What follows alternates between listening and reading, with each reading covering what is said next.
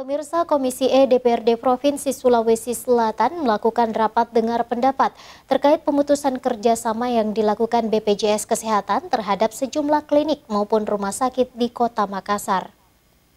Dengan organisasi masyarakat sipil gugat BPJS. Jadi ini terdiri dari beberapa lembaga.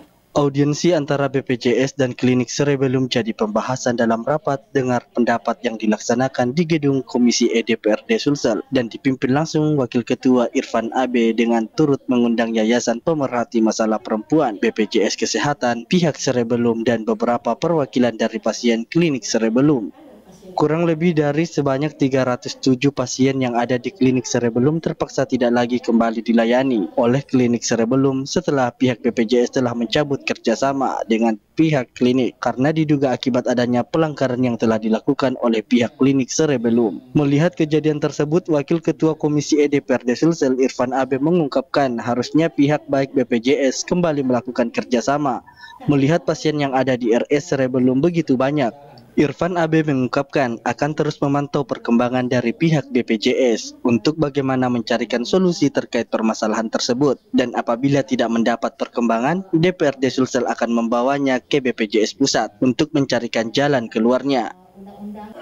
Ada 307 pasien yang selama ini menikmati layanan di Cerebellum itu hari ini tidak bisa lagi menikmati layanan itu dengan baik. Apalagi fasilitas-fasilitas kesehatan yang lain selain Cerebellum itu ternyata belum siap. Nah, olehnya itu konsen kami itu pada 307 orang ini. Konsen kami bukan pada Cerebellumnya, bukan pada BPJS-nya, tapi pada 307 orang ini. Nah, akibat persoalan yang terjadi ini, akhirnya Cerebellum, akhirnya 307 orang ini mengalami hambatan dalam melakukan pengobatan yang selama ini dilakukan di rumah sakit Cerebellum. Nah, olehnya itu pertemuan tadi kita melihat bahwa Cerebellum sudah siap untuk melakukan pembenahan terhadap berbagai masalah-masalah yang selama ini dianggap masalah oleh BPJS. Ardi Jaho, Celebes TV. Yang Cerebellum sudah lakukan, kemudian butuh evaluasi.